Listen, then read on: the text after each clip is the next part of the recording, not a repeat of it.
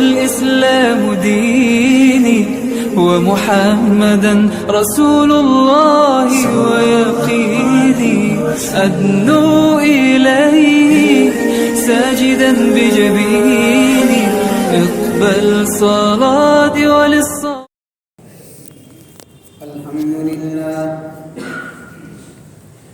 الحمد لله نحمده ونستعينه ونستغفره ونؤمن به ونتوكل عليه ونعوذ بالله من شرور أنفسنا ومن سيئات أعمالنا من يهده الله فلا مضل له ومن يضلله فلا هادي له ونشهد أن لا إله إلا الله وحده لا شريك له ونشهد أن سيدنا وسندنا ومولانا محمدا عبده ورسوله صلى الله تعالى عليه وعلى آله وأصحابه أجمعين. أما بعد فأعوذ بالله من الشيطان الرجيم. بسم الله الرحمن الرحيم. وإذ يرفع إبراهيم القواعد من البيت وإسماعيل ربنا تقبل منا إنك أنت السميع العليم. وقال تعالى ربنا وابعث فيهم رسولا منهم يتلو عليهم آياتك ويعلمهم الكتاب والحكمة ويزكيهم إنك أنت العزيز الحكيم. صدق الله مولانا العظيم وصدق رسوله النبي الكريم ونحن على ذلك لمن الشاهدين والشاكرين والحمد لله رب العالمين.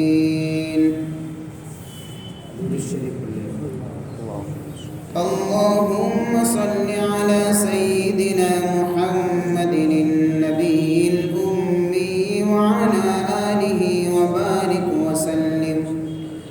اللهم صل على سيدنا محمد النبي الأمي وعلى آله وبارك وسلم. اللهم صل على سيدنا محمد النبي الأمي وعلى آله وبارك وسلم.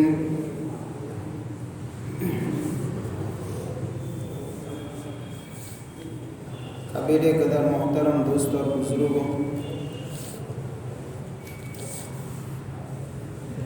آج کی مجلس کا عنوان ہے درس سیرت حصہ 2۔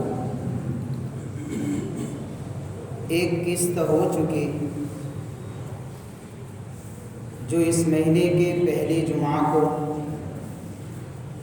ہم نے سنا تھا، اور یہ مہینے کی تیسری جمعہ ہے اور درس سیرت کی قسط نمبر 2 ہے۔ جہاں سے چھوڑا تھا وہیں سے آگے بات کا سلسلہ چلاتے ہیں۔ گزشتہ مجلس کے اندر بات یہاں تک پہنچی تھی کہ حضرت اسماعیل علیہ السلام کا دوسرا نکاح ہوتا ہے، جو قبیلہ وہاں آیا تھا بنو خزاعہ کا قبیلہ، اس کے سردار کی بیٹی سے۔ تو اس وقت حضرت ابراہیم علیہ السلام نے اس موقع پر آ کر پوچھا، گھر کے حالات پوچھے، تو قناعت والا جواب دیا تھا حضرت اسماعیل علیہ السلام کی بیوی نے۔ تو حضرت ابراہیم نے جاتے ہوئے یہ بات کہی تھی کہ جب اسماعیل گھر پر آئے تو ایک تو میرا سلام کہنا اور دوسری بات یہ کہہ دینا کہ اپنے دروازے کی چوکھٹ کی حفاظت کرے۔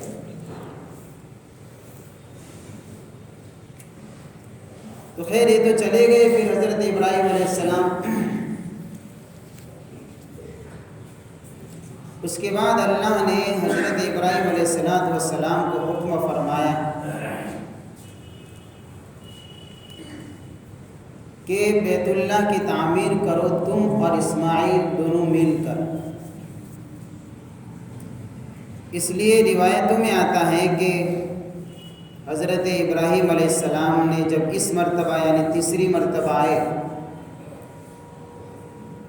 تو اپنے بیٹے اسماعیل سے حضرت ابراہیم نے یہ بات کہی کہ اللہ نے مجھے ایک کام کا حکم فرمایا ہے۔ تو حضرت اسماعیل علیہ السلام نے کہا کہ آپ کو آپ کے رب نے جس کام کا حکم فرمایا ہے یعنی اللہ نے، اس کو پورا کریے۔ تو حضرت ابراہیم علیہ السلام نے فرمایا کہ تم کو میری مدد کرنی ہے۔ تو حضرت اسماعیل علیہ السلام نے کہا کہ میں آپ کی مدد بھی کروں گا۔ پھر کہا کہ مجھے اللہ نے حکم دیا ہے کہ میں اس کے گھر کی تعمیر کروں اور تم میرے مددگار بنو۔ بیت اللہ کے بارے میں مفسرین نے جو میں نے آیت پڑھی اس کے ماتحت میں یہ بات لکھی ہے کہ سب سے پہلے بیت اللہ کو فرشتوں نے بنایا، پھر حضرت آدم علیہ السلام نے بنایا، اور حضرت نوح علیہ السلام کے زمانے میں جب طوفان آیا تھا، اس طوفان کی وجہ سے بیت اللہ کی دیواریں مسمار ہو گئی، گر گئی اور ظاہری اتا پتہ ختم ہو چکا تھا، ظاہری نشانات باقی نہیں رہے۔ تو اللہ نے حضرت ابراہیم علیہ السلام کو حکم فرمایا، حضرت جبرائیل کے ذریعے سے نشانی بتائی کہ اس جگہ کے اوپر تم کو میرا گھر تعمیر کرنا ہے۔ تو حضرت ابراہیم علیہ السلام نے اللہ کے حکم کے مطابق بیت اللہ کی تعمیر کی۔ حضرت اسماعیل علیہ السلام پتھر اٹھا کر لاتے تھے اور حضرت ابراہیم علیہ السلام بیت اللہ کی تعمیر کرتے تھے۔ اس وقت چند دعائیں مانگی ہے حضرت ابراہیم نے اور حضرت اسماعیل علیہ السلام نے۔ ایک دعا یہ مانگی اس وقت، سب سے پہلی دعا بڑی عجیب و غریب دعا، ہمیں سبق لینے کی ضرورت ہے۔ میں صرف پہلی اور آخری دعا کا ذکر کروں گا، قرآن میں دوسری بھی دعائیں ہیں۔ سب سے پہلی دعا اللہ فرماتے ہیں قرآن پاک کے اندر، وَإِذْ يَرْفَعُ إِبْرَاهِيمُ الْقَوَاعِدَ مِنَ الْبَيْتِ وَإِسْمَاعِيلُ۔ اس وقت کو یاد کریے جس وقت حضرت ابراہیم اور اسماعیل یعنی باپ اور بیٹا مل کر بیت اللہ کی بنیادوں کو اٹھا رہے تھے، یعنی اللہ کے گھر کی تعمیر کر رہے تھے، بیت اللہ کو بنا رہے تھے۔ تو اس وقت کو یاد کریے کیا کہہ رہے تھے، ربنا تقبل منا انک انت السمیع العلیم۔ یہ بڑی عجیب دعا ہے، ساری دعائیں بڑی عجیب و غریب مانگی ہے اس وقت حضرت ابراہیم نے۔ اس میں سے سب سے پہلی جو دعا مانگی ہے، ربنا تقبل منا، اے ہمارے رب ہماری طرف سے اس کام کو قبول فرما لیجئے، آپ بڑے سننے والے جاننے والے ہیں۔ تعمیر کرنے والے ابراہیم، پتھر اٹھانے والے اسماعیل، باپ بھی نبی ہے بیٹا بھی نبی ہے، حکم اللہ کا ہے، نشانی کر کے دیے جبرائیل ہے، بیت اللہ جیسے عظیم جگہ ہے، باپ اور بیٹا جب نبی ہے ظاہر سی بات ہے ان کے دلوں کے اندر وہ اخلاص ہوتا ہے انبیاء کے دلوں میں کہ کوئی تصور نہیں کر سکتا، کوئی سوچ نہیں سکتا۔ اور اعمال کی قبولیت اخلاص پر موقوف ہے، تو نبی کے اخلاص پر کس کو شک ہو سکتا ہے؟ عمل کے کے قبول ہونے کے لیے صرف اس عمل کا نیک ہونا ضروری نہیں ہے، اس نیک عمل کے ساتھ اخلاص کا ہونا ضروری ہے۔ یہ دو چیزیں ملتی ہے تو رب کے دربار میں قبولیت ملا کرتی ہے۔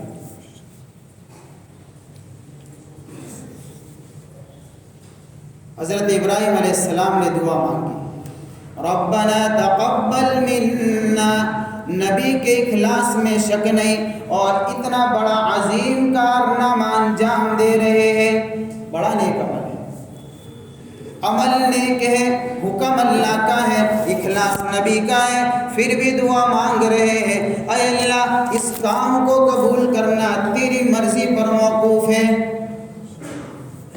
پتہ چلا ہم بھی جب کوئی نیک عمل کریں تو پہلے اللہ سے قبولیت کو مانگے۔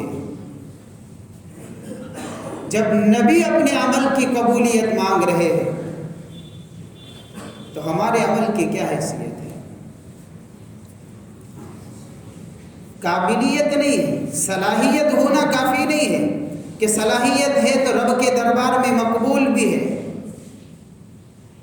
قبولیت ضروری ہے، اخلاص ضروری ہے، اور اعمال کا نبی کے طریقوں کے مطابق ہونا ضروری ہے، اور پھر اس کے بعد پھر اللہ کے دربار میں قبول کرنے کے لیے دعا کرنا ضروری ہے۔ جب یہ چیزیں ہوگی تو اللہ کے دربار میں اللہ کی ذات سے امید ہے، بلکہ یقین ہے اللہ ضرور قبول فرمائیں گے۔ جب عمل اخلاص سے بڑا ہوتا ہے تو یہ دعا مانگی۔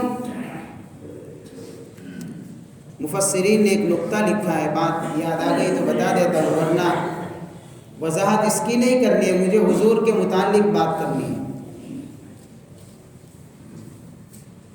حضرت ابراہیم علیہ السلام نے عربی کا اصل میں اس کا تعلق عربی جاننے والوں سے ہے، لیکن پھر بھی بتا دیتا ہوں اس لیے کہ ہمارے لیے بھی اس میں نصیحت ہے۔ حضرت ابراہیم علیہ السلام نے عربی کے اندر جو ورڈز اور جو لفظ استعمال کیا، ربنا تقبل،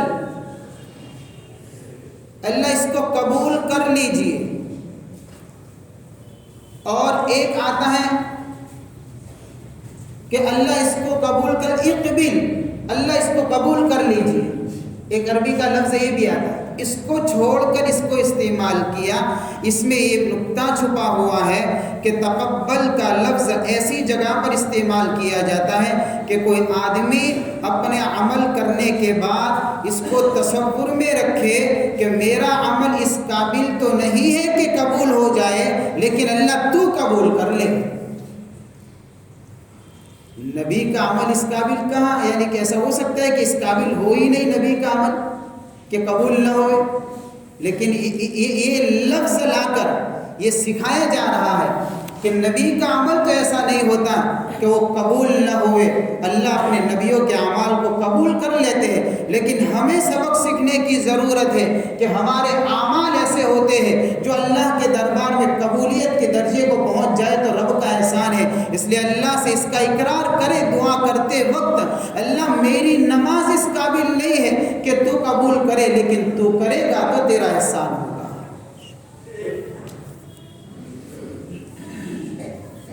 میری زکوٰۃ اس قابل نہیں ہے کہ تیرے دربار میں قبول ہو جائے، لیکن تو اللہ اگر قبول کرے گا تو تیرا احسان ہوگا۔ تو اپنے عمل کو اس تصور کے ساتھ میں رب کے دربار میں پیش کرنا۔ تو ایک دعا جو سب سے پہلے مانگی یہ ہے، اور پھر کون سی دعا مانگی، اس کے بعد مختلف دعا، آخر میں ایک دعا مانگی، ربنا وابعث فیہم رسولا منہم یتلو علیہم آیاتک ویعلمہم الکتاب والحکمت ویزکیہم۔ اے ہمارے رب، آپ انہی میں سے ان کے ایک رسول کو بھیج دیجئے۔ بیت اللہ کی تعمیر ہو رہی ہے اور نبی کو مانگا جا رہا ہے، حضور کو مانگا جا رہا ہے۔ مانگنے والے دونوں نبی ہیں، باپ بھی نبی ہے، بیٹا بھی نبی ہے۔ کس کو مانگا جا رہا ہے؟ جس کو مانگا جاتا ہے وہ بھی نبی ہے۔ کس جگہ پر مانگا جا رہا ہے؟ جو جگہ نہایت عظیم الشان جگہ ہے۔ کس وقت مانگا جا رہا ہے؟ عظیم الشان اللہ کے گھر کی تعمیر کے وقت مانگا جا رہا ہے۔ گویا کہ نبی کو مانگنے کے لیے اللہ نے ایک نظام چلایا۔ میرے محبوب کو مانگنا ہے تو اس طریقے سے مانگا جائے. ربنا وابعث فیہم رسولا منہم یتلو علیہم. وہ رسول کیا کرے کہ پھر ان کے سامنے جب آئے یعنی دنیا میں تشریف لائے تو آپ کی آیتوں کو پڑھ کر ان کو سنائیں، کتاب اور حکمت کا علم ان کو بتائیں، اور ان کے اندر سے جو باطنی گندگیاں ہوتی ہے اس کو نکال کر ان کے دلوں کو پاکیزہ بنائیں. انک انت العزیز الحکیم، بے شک آپ بڑے زبردست غلبے والے، حکمت والے ہیں. اس دعا کے اندر جس رسول کو مانگا گیا ہے اس سے مراد حضور پاک صلی اللہ علیہ وسلم کی ذات بابرکت ہے. اس لیے کہ جب آپ سے اس کے متعلق پوچھا جاتا تھا تو احادیث کے اندر یہ لفظ آتا ہے کہ اللہ کے نبی صلی اللہ علیہ وسلم یہ فرمایا کرتے تھے انا دعوت ابی ابراہیم، میں اپنے ابا ابراہیم علیہ السلام کی دعا کی ایک نشانی ہوں. اللہ نے ابراہیم کی دعا کو قبول فرمایا. کیسے؟ مجھے آخری نبی بنا کر بھیجا اس انداز سے. اس دعا کے ذریعے سے جس رسول کو مانگا گیا تھا وہ حضور پاک صلی اللہ علیہ وسلم کی ذات بابرکت ہے. اور حضرت اسماعیل علیہ السلام کے اولاد میں حضور کو بھیجا. حضرت ابراہیم کے دوسرے لڑکے حضرت اسحاق، جن کی پیدائش حضرت سارہ سے ہے. اور میں نے گزشتہ مجلس میں بتایا تھا کہ حضرت اسماعیل علیہ السلام کی والدہ کا نام حضرت ہاجرہ ہے. حضرت اسماعیل کے بعد حضرت اسحاق کی پیدائش ہوئی ہے کئی سالوں کے بعد. حضرت اسحاق کے لڑکے حضرت یعقوب علیہ السلام اور حضرت یعقوب کے لڑکے حضرت یوسف علیہ السلام. ایک نبیوں کا سلسلہ اللہ نے حضرت ابراہیم کے ایک لڑکے حضرت اسحاق سے چلایا. جو نبیوں کا سلسلہ حضرت اسحاق سے چلایا انہی کو کہا جاتا ہے انبیاء بنی اسرائیل. انبیاء بنی اسرائیل حضرت اسحاق کی نسل سے جو نبی آئے ان کو کہا جاتا ہے. اس لیے ان کو انبیاء بنی اسرائیل کہا جاتا ہے کہ حضرت یعقوب کا دوسرا نام اسرائیل تھا اور بنی جو لگتا ہے اس کے معنی اولاد. اسرائیل کی اولاد کے اندر سے آنے والے نبی حضرت یعقوب کا دوسرا نام اسرائیل تھا. تو ایک تو نبیوں کا سلسلہ حضرت یعقوب سے جو حضرت اسحاق سے جو چلا اس کے اندر بہت سارے انبیاء کو اللہ نے بھیجا. لیکن حضور پاک صلی اللہ علیہ وسلم کو جو بھیجا وہ حضرت اسماعیل علیہ السلام کے اولاد میں بھیجا. اور حضرت اسماعیل علیہ السلام کے اولاد میں حضور کے سوا کوئی نبی نہیں ہے.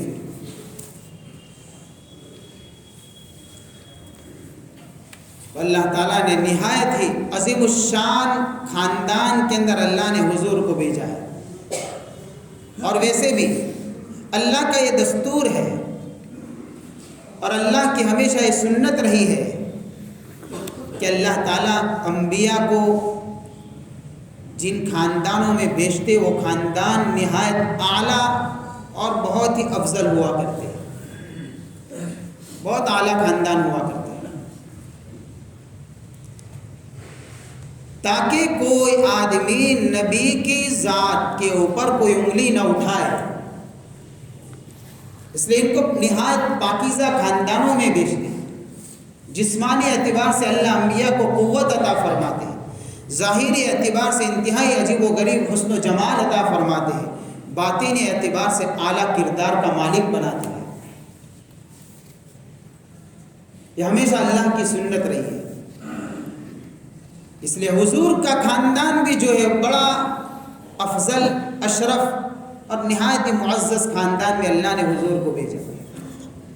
اس لیے سورہ توبہ کے اندر ایک آیت ہے لقد جاءکم رسول من انفسکم. ہم پڑھتے ہیں من انفسکم، فا کے اوپر پیش پڑھتے ہیں. اس آیت کا ترجمہ ہوگا جب پیش کے ساتھ میں پڑھیں گے کہ البتہ تحقیق کے تمہارے پاس رسول آیا تمہارے اندر ہی سے. لیکن اسی آیت کی ایک دوسری قرائت بھی ہے، اس کو پڑھا جاتا تھا لقد جاءکم رسول من انفسکم، فا کے اوپر زبر لقد جاءکم رسول من انفسکم بھی قرأت ہے، روایتوں میں آتا ہے۔ اب ترجمہ بدل جائے گا، اب ترجمہ ہوگا کہ تمہارے پاس رسول آیا من انفسکم، جو تمہارے اندر سے سب سے زیادہ شرافت اور افضل خاندان والا ہے اور نہایت ہی نفیس خاندان والا ہے۔ تو گویا کہ ایک قرأت کے اندر اللہ نے حضور کے خاندان کی طرف اشارہ بھی فرمایا کہ آپ کا خاندان نہایت اعلیٰ اور افضل اور اشرف ہے۔ روایتوں میں آتا ہے اور سیرت نگار علماء کرام نے لکھا ہے کہ کبھی بھی جتنے بھی نبی آئے، کبھی بھی کسی نبی کے ساتھ میں یہ معاملہ پیش نہیں آیا کہ کسی نبی کی بیوی نے زنا کیا، کبھی نہیں۔ ایسا اعلیٰ اور پاکیزہ خاندان یہ کبھی ہو ہی نہیں سکتا ہے، نبی کا خاندان نہایت اعلیٰ ہوتا ہے۔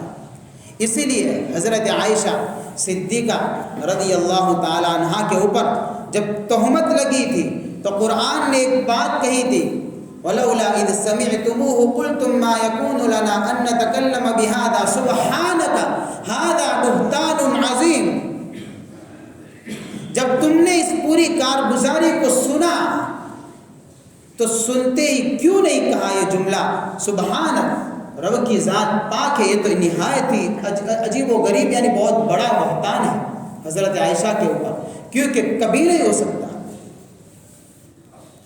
جب نبی کی بیوی فاجرہ نہیں ہو سکتی، بدکار نہیں ہو سکتی، تو نبی کا خاندان جہاں پیدائشی خاندان کا تعلق ہے، میاں بیوی کے رشتے سے زیادہ مضبوط رشتہ ماں باپ کا ہوا کرتا ہے۔ جب اس رشتے میں کسی طرح کی کمی نہیں آ سکتی تو ماں باپ کا رشتہ جہاں سے چلتا ہے اس میں کس طریقے سے پھر کوئی کوتاہی ہو سکتی ہے؟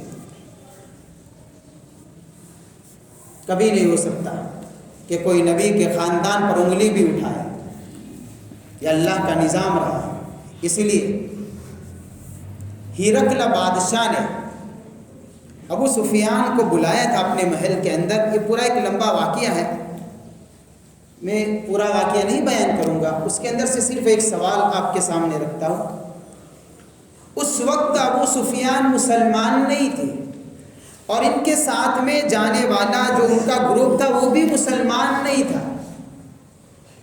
ہرقل تک نبی کی نبوت کے متعلق بات پہنچی تھی تو تحقیق کرنے کے لیے اس نے بلایا تھا کہ بھئی مکہ سے کوئی آیا ہو تو ان کو بلا، تو ان کا قافلہ تھا، ابو سفیان کا قافلہ، تو ان کو بلایا تاکہ ان سے پوچھے کہ بھئی جنہوں نے نبوت کا دعویٰ کیا اس سلسلے میں کچھ حقیقت سامنے آئے۔ تو جو سوالات ہوئے، ابو سفیان کون ہے اس وقت مسلمان نہیں، یہ کافی۔ بادشاہ سوال کرتا ہے،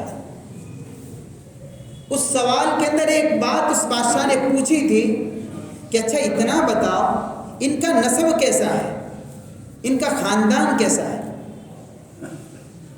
اس وقت ابو سفیان، میں نے بار بار کہا، اس وقت کافر ہے، نبی کے دشمن ہیں، لیکن پھر بھی بادشاہ کے سامنے جواب دے رہے ہیں کہ نبی کے خاندان کی بات پوچھ رہے ہو، تو عجیب و غریب اعلیٰ خاندان کے اندر اللہ نے ان کو بھیجا ہے۔ کسی نے بھی آج تک یہ بات نہیں کہی کہ جو نبی کے خاندان پر کوئی انگلی اٹھاتا ہو، ایسے اعلیٰ خاندان کے اندر اللہ نے حضور کو بھیجا۔ وہ کیا نسب نامہ ہے؟ ایک نسب نامہ تو حضور کا چلے گا والدہ کی طرف سے، تو وہ خاندان بھی اعلیٰ، جو ماں کی طرف سے چلے گا جو ننیحالی خاندان کہا جاتا ہے، اور حضور کا ایک رشتہ بنے گا باپ کی طرف سے، عبداللہ، حضرت عبداللہ کی طرف سے، ایک ددیحالی رشتہ کہا جاتا ہے۔ تو چاہے حضور کا تعلق ننیحالی خاندان سے ہو اور حضور کا رشتہ جو ددیحالی ہے، دونوں رشتوں کے اندر پاکیزگی ہے اور دونوں رشتوں کے اندر نہایت محسنین لوگ گزرے ہیں، پاکیزہ لوگ، عفت اور باحیا لوگ گزرے، باعفت لوگ گزرے۔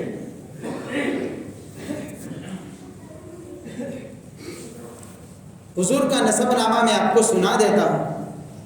بھئی یہ چیزیں بھی یاد ہونی چاہیے ہم کو، حضور کا نسب نامہ بھی کچھ نہ کچھ تو یاد ہونا چاہیے۔ آپ کے نسب نامے کے متعلق 3 اسٹیپ کیے گئے، میں صرف ایک جو حصہ ہے وہی سناؤں گا۔ محمد بن عبداللہ بن عبد المطلب بن ہاشم بن عبد مناف بن قصی بن کلاب بن مرہ بن کعب بن لؤی بن غالب بن فہر بن مالک بن کنانہ بن خزیمہ بن مدرکہ بن الیاس بن مزر بن نظر بن نزار بن عدنان۔ عدنان تک ایک نسب، یہ 21 پشتے ہیں۔ حضور پاک صلی اللہ علیہ وسلم کے ابا والد حضرت عبداللہ سے لے کر عدنان تک جو واسطے بنتے وہ 21 ہیں۔ ایک تو نسب نامہ یہ ہے جو عدنان تک ہے، اس نسب نامے کو تو محدثین بھی بیان فرماتے ہیں، سیرت نگار علماء کرام بھی بیان فرماتے ہیں، اور اس پر سب کا اتفاق بھی ہے۔ حضور کے نسب نامے کا دوسرا اسٹیپ ہے جو آخری نام آیا عدنان، اس عدنان سے لے کر حضرت ابراہیم علیہ السلام تک، اور تیسرا اسٹیپ ہے حضرت ابراہیم سے لے کر حضرت آدم علیہ السلام تک۔ اللہ کے نبی صلی اللہ علیہ وسلم کا بھی معمول تھا کہ جب حضور پاک صلی اللہ علیہ وسلم اپنا نسب مبارک جب بیان فرماتے تھے تو حضور بھی عدنان تک آ کر رک جاتے تھے۔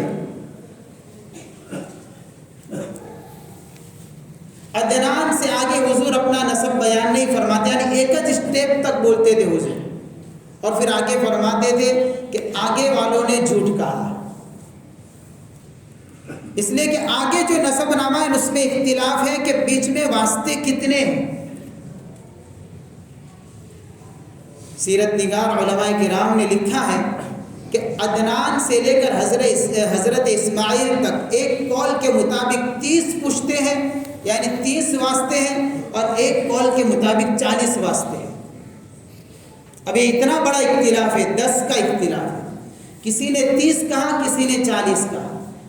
یہ تو حضرت ابراہیم تک بات ہو رہی ہے، لیکن اگر حضرت آدم تک دیکھیں گے تو علماء کرام فرماتے ہیں کہ کم سے کم 60 سے 65 پیڑیاں ہیں۔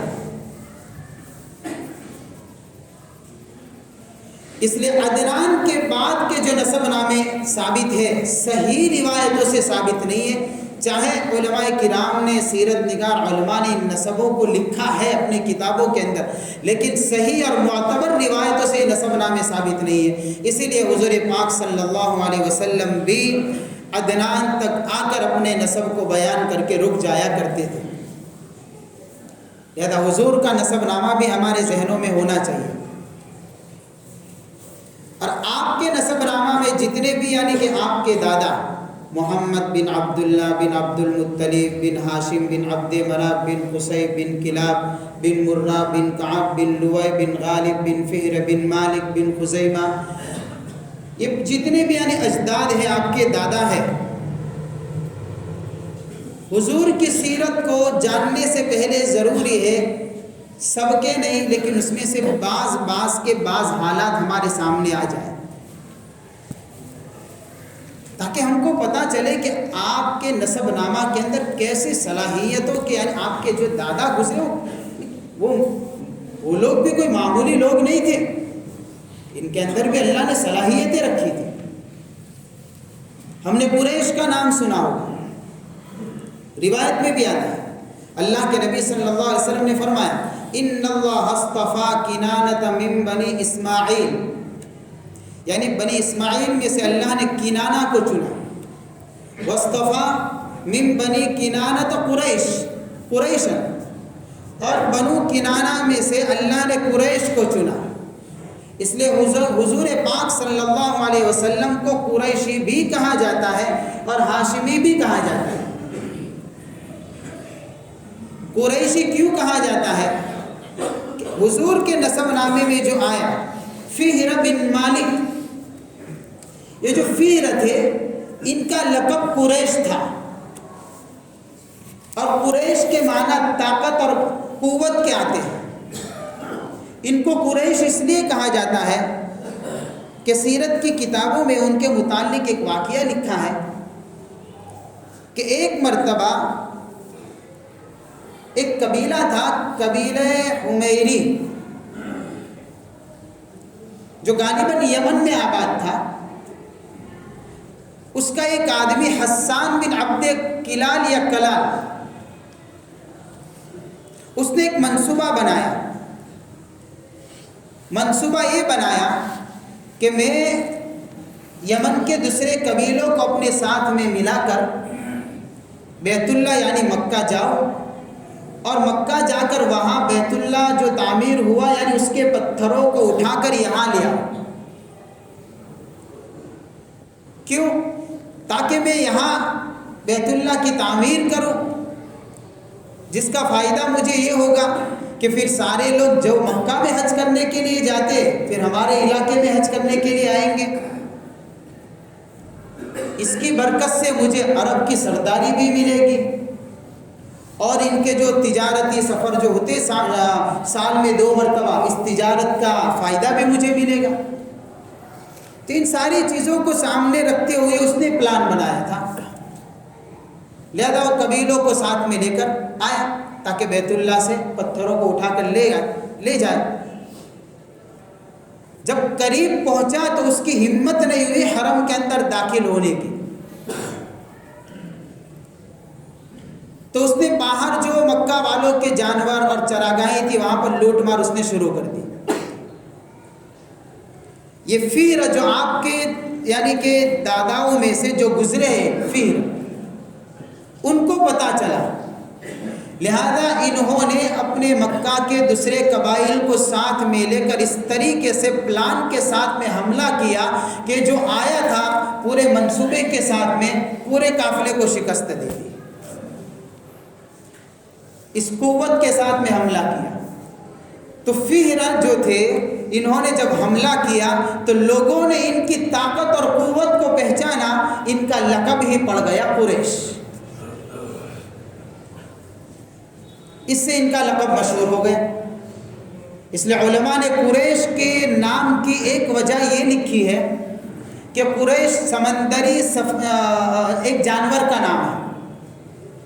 بہت ساری وجوہات میں ایک وجہ یہ بھی لکھی کہ قریش سمندر کے ایک جانور کا نام ہے۔ بعض علماء نے کہا کہ وہ قریش جو جانور ہے وہ ویل مچھلی کو کہتے ہیں، چاہے پھر وہ یہی ہو یا کوئی دوسرا جانور ہو۔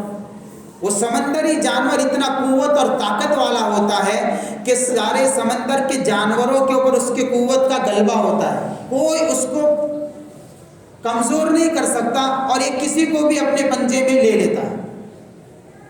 تو اسی قوت کو سامنے رکھتے ہوئے قریش کا بھی لقب پڑ گیا قریش، کہ قریش بھی اپنے طاقت اور قوت کے اعتبار سے ایسے مشہور تھے کہ کوئی ان پر حاوی نہیں ہو سکتا تھا، یہ سب پر غالب رہتے تھے۔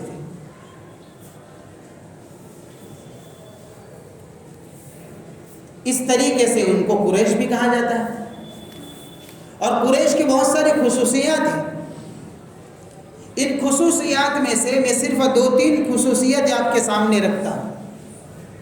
ہر چیز آپ کے سامنے میں نہیں رکھ سکتا، اس لیے کہ ایک ایک بات کے اندر ساری باتیں رکھیں گے تو ظاہر سی بات ہے تو مشکل کام ہے، لیکن 2-3 خصوصیتیں رکھتا ہوں۔ اللہ کے نبی نے فرمایا کہ بنو کنانہ میں سے قریش کو چنا، یہ اللہ کا انتخاب ہے، یہ چننا ہے، یہ رب کا انتخاب ہوا ہے، یعنی اللہ نے چنا ہے قریش کو۔ تو کیا ان کے اندر کمالات تھے؟ ایک خصوصیت تو یہ ہے کہ قریش کے لوگ چاہے مشرک تھے، یعنی شرک تو تھا ان کے اندر، اس کے باوجود اللہ نے ہاتھی والے لشکر کے مقابلے میں ان کی مدد کی ہے۔ یہ بڑی خصوصیت ہے ان کی، جس کا ذکر اللہ نے سورہ فیل میں کیا ہے، آگے جا کر یہ واقعہ آئے گا۔ دوسری خصوصیت یہ ہے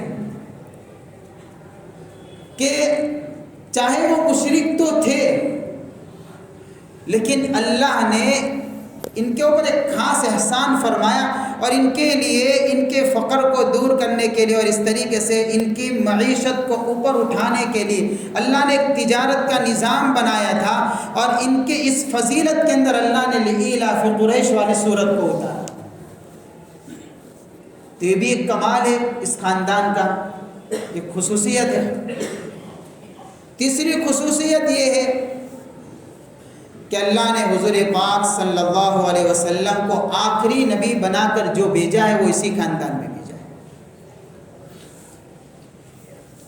تو فہر لقب تھا، فہر نام تھا، قریش ان کا لقب ہے، اور فہر کی جو پھر اولاد چلی ان کو قریشی کہا جاتا ہے۔ یہ فہر کے بیٹے پھر ایک ہے غالب، غالب کے بیٹے کا نام ہے لوئی، اور لوئی کے بیٹے کا نام ہے کعب۔ میں صرف نام گناؤں گا اور بعض کی کچھ ان کے امتیازات ہیں وہ آپ کے سامنے رکھنے کی کوشش کروں گا۔ تو جو کعب تھے ان کے اندر بھی ایک خصوصیت تھی، وہ خصوصیت یہ تھی کعب کی کہ جمعہ کے دن، میں نے اس سے پہلے بتایا تھا کہ کعب جو تھے وہ جمعہ کے دن لوگوں کو جمع کرتے تھے، اور لوگوں کو جمع کر کے ان کو نصیحت کرتے تھے۔ پہلے حمد و ثنا بیان فرماتے تھے اور کہتے تھے کہ آسمان، چاند، سورج، ستاروں کو پیدا کرنے والا ایک اللہ ہے۔ اس طریقے سے اللہ کے حمد و ثنا بیان کرنے کے بعد لوگوں کو صلہ رحمی اور مختلف باتوں کی نصیحتیں کرتے تھے، جس میں سے ایک بات یہ بھی کہتے تھے کہ بھئی میری نسل کے اندر اللہ ایک نبی کو بھیجنے والا ہے، لہذا تمہاری زندگی اگر تمہارے ساتھ میں وفا کرے تو تم اس نبی کا ساتھ دینا، اگر میں زندہ رہا تو میں ضرور اس نبی کا ساتھ دوں گا۔ اس طریقے سے لوگوں کو حضور کے آنے کے بارے میں پہلے سے باخبر کیا کرتے تھے، اور کہا کرتے تھے کہ پھر ایک وقت ایسا آئے گا کہ انہی کے خاندان کے لوگ نبی کی مدد سے ہاتھ کھینچ لیں گے، یعنی نبی کو اس شہر سے نکالا جائے گا۔ تو جمعہ کے دن لوگوں کو جمع کر کے جب نصیحت کرتے تھے تو اس جمعہ کا نام ہی ہو گیا جمعہ، یہ لوگوں کے اجتماع کا دن۔ اس سے پہلے اس کو یوم العروبہ کہا جاتا تھا۔ تو اس طریقے سے یعنی کہ اللہ نے ان کو ایک خصوصیت یہ تھی، اور اس طریقے سے اللہ نے صلاحیت دی تھی، لوگوں کو نصیحتیں کیا کرتے تھے۔ کعب کے جو لڑکے ہیں ان کا نام مرہ ہے، یہ مرہ کا میننگ ہوتا ہے کڑوا، اور یہ نام اس لیے رکھا ہے کہ اتنے بہادر اور جنگجو تھے کہ دشمنوں کے مقابلے میں ایسے ہی تھے جیسے کوئی کڑوی چیز۔ تو ان کی شجاعت اور ان کی بہادری کو دیکھتے ہوئے عرب ان کو مرہ سے پکارا کرتے تھے۔ یہ گویا کہ ان کے صفات تھے، ان صفتوں کی طرف منسوب کرتے ہوئے ان کی شجاعتوں کو بیان کیا، ان کی بہادری کو بیان کیا جاتا ہے۔ مرہ کے بیٹے ہیں کلاب۔ کلاب یہ بہووچن ہے کلب کا، اور کلب کا عربی لفظ ہے، اس کے معنی کتا ہوتا ہے، اور پھاڑ کھانے والا درندہ ہوتا ہے۔ ان کو اس نام سے اس لیے مشہور کر دیا گیا کہ کتوں سے شکار کرنے کے شوقین تھے، ورنہ اصل ان کا نام حکیم، مہذب یا عروہ تھا، اختلاف ہے ان کے نام، جو بھی نام، لیکن اس سے پھر مشہور ہوئے ہیں وہ۔ کلاب کے جو لڑکے ہیں، کلاب کے لڑکے ان کا نام قصی ہے۔ قصی کے اندر تو اور بھی بہت ساری خصوصیات ہیں، انشاءاللہ میں آئندہ مجلس میں جب ہوگی دوبارہ درس سیرت پارٹ نمبر 3 تو اس میں آپ کے سامنے رکھنے کی کوشش کروں گا۔ اللہ تعالی ہمارے دلوں کے اندر سیرت کے ذریعے سے جو مقصد ہے کہ حضور کی محبت وہ اللہ ہمارے دلوں میں پیدا فرمائے۔ وآخر دعوانا ان الحمد للہ رب العالمین۔